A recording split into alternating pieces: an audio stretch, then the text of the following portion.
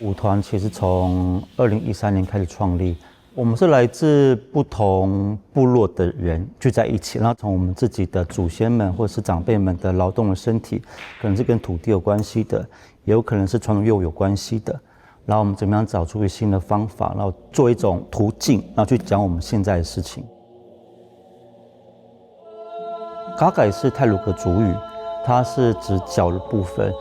这个作品它其实要讲的是，像我们自己部落日治时期被迫迁移到另外一个地方，就是相隔时空的距离，其实很远的，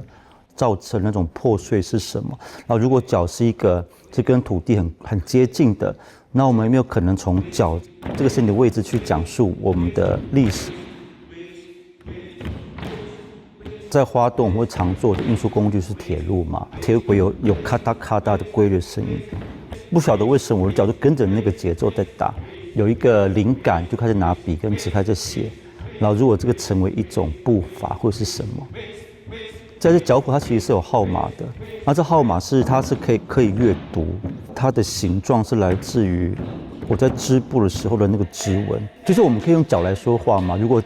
脚是一个牵扯的一部分的话，又回到说我们的族语当中，我们讲历史是指那个走过的痕迹。织布机对德鲁古来讲很重要。我要搬离开家到新的地方的时候，我是背着它的，然后背着它到新的地方再继续再做织。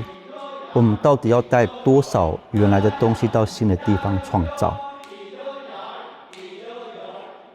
整个结构会是神话文本是一个基础，巨人倒下之后，他的身体变成山脉，他的脚变成岛屿。舞者刚开始从第一姿态进来的时候，所以他用身体低到去摩擦，慢慢的长出来，他会回到部落里面在做传统仪式的那种看不见的能量，那个能量是那种循环的。吉安的旧烟厂经常其实有点像是还没完工的现场，像工地，它又跟那个台湾产业有关系，然后又跟国家资本的体系有关系。然后当我们进去的时候，在讲迁徙，在讲神话的时候，我们怎么用脚去跟它做对话？大的落地窗的日光进来，然后外面的人走来走去，它会变成是在现在的历史狭缝当中，有一群人在用他的脚在讲现在的事情跟以前的事情。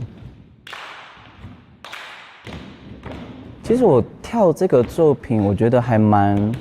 是很赤裸的，可是那种赤裸反而是因为感觉像是回到一个家的感觉。脚谱跟手势集大成那一大段，我觉得那个对我来说是一个很激烈，然后那种激烈跟刺激感是你必须要在很多身体跟脚谱的组成中，你要去建立得很好，而且你要去信任你旁边的人正在发生什么事情，然后你们要用彼此的呼吸、节奏，只有这几个很简单的元素，你要去集结在一起的时候，我觉得那种能量感是当时候对我来说是非常强大，而且那个画面感，我觉得是可以冲破整个烟厂那一种。